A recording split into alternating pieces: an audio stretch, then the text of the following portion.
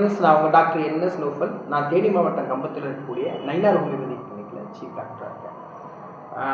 இப்போ திடீர்னு பார்த்தீங்கன்னு சொன்னால் நம்ம காதில் ஒரு சவுண்டு கேட்டே இருக்கும். என்னடா சவுண்டு அப்படின்னு தெரியாது. இந்த மாதிரி சவுண்டுனா பெல் அடிக்கிற மாதிரி, இல்லை காலிங் பெல்லாக இருக்கலாம், இல்லை தண்ணி ஓடுற மாதிரி இருக்கலாம், இல்லை காற்றடிக்கிற மாதிரி இருக்கலாம். இந்த மாதிரிலாம் சவுண்ட் நம்ம கேட்கும். இதுக்கு பேர் தான் என்னென்னா டினிட்டஸ் அப்படின்னு பேர். இது சாதாரணமான பிரச்சனை நினைக்காதீங்க. ஏன் அப்படின்னா இது ஒரு சைக்காலஜிக்கல் ப்ராப்ளம். இதை பயங்கரமான ஒரு சைக்காலஜிக்கான ப்ராப்ளம். இது வர்றதுக்கான காரணம் என்ன அப்படின்றத பற்றி ஒரு மூணு காரணம் மட்டும் நான் இப்போ உங்களுக்கு சொல்ல போகிறேன்.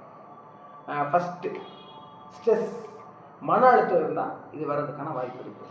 ரெண்டாவது விஷயம், ரொம்ப சவுண்டு கேட்குற இடங்களில் நம்ம இருந்தோம்னு சொன்னால் இந்த மாதிரியான காதுக்குள்ள சவுண்டு ஃபார் எக்ஸாம்பிள் ரொம்ப சவுண்ட் இருக்க இடத்துல இப்போ மிஷின் ஒர்க் ஆகிருக்கிறத நம்ம ஒர்க் பண்ணிகிட்டே இருப்போம். அந்த மாதிரியான சூழ்நிலைகளில் இந்த மாதிரியான சவுண்ட்ஸ் வர்றதுக்கான வாய்ப்பு இருக்குது. மூணாவது எஸ்என்ஹெச்எல் அப்படின்னு சொல்லுவாங்க. அப்புறம் என்னென்னா சென்சரி நியூரல் ஹியரிங் லாஸ் அப்படின்னு சொல்லுவாங்க.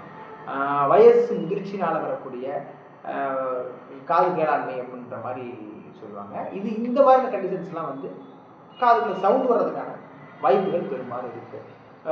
ஒன்றுமே இல்லைங்க, நம்ம இதை சிம்பிளாக நம்ம யோசிச்சு பார்க்க முடியும். ஒரு வீட்டில் நம்ம உட்காந்துருக்கும்போது தெரியாமல் ஒரு சின்ன பசங்க வந்து காலிங் அடிச்சுக்கிட்டே நம்மளோட விட்டுட்டாரு. ஆனால் அந்த மனுஷனுக்கு 24 மணி நேரமும் காதில் சவுண்டு கேட்டுகிட்டே இருக்குது. அப்போ அவங்களுக்கு என்ன தேவை? சடனாக இப்பொழுதுக்கு இன்னைக்கு அவங்க ரிலீஃப் ஆகிருக்கணும்.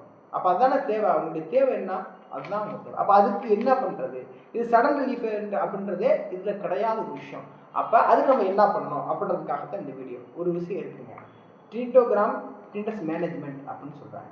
டினிட்டோகிராம் அப்படின்னா என்ன அப்படின்னா, டினிட்டோகிராம் அப்படின்னு ஒரு டெஸ்ட் எடுத்து அதை வச்சு டினிட்டஸ் மேனேஜ்மெண்ட் அப்படின்னு ஒன்று பண்ணுவாங்க.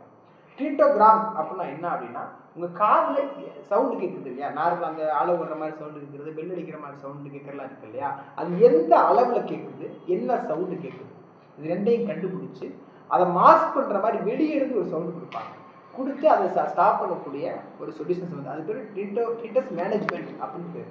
அந்த டினிட்டஸ் மேனேஜ்மெண்ட் பண்ணும்பொழுது ஒரு நல்ல இம்ப்ரூவ்மெண்ட்டை நம்மளால் பார்க்க முடியும். இதை ஹோமியோபதி ட்ரீட்மெண்ட்டோட சேர்ந்து நம்ம இந்த டினிட்டஸ் மேனேஜ்மெண்ட் எடுத்தோம் அப்படின்னா ஒரு நல்ல இம்ப்ரூவ்மெண்ட் நமக்கு கிடைக்கிறதுக்கான சான்ஸ் இருக்குது. எந்த சைட் எஃபெக்ட்ஸும் இல்லாமல் நம்ம இதில் சொல்யூஷன் காட்டணும் அப்படின்னா இந்த ஹோமியோபதி ட்ரீட்மெண்ட்டோடு சேர்ந்து இந்த டினிட்டஸ் மேனேஜ்மெண்ட் எடுக்க வேண்டியது கட்டாயமாக இருக்குது. உடனே ட்ரை பண்ணி பாருங்கள். தேங்க்யூ.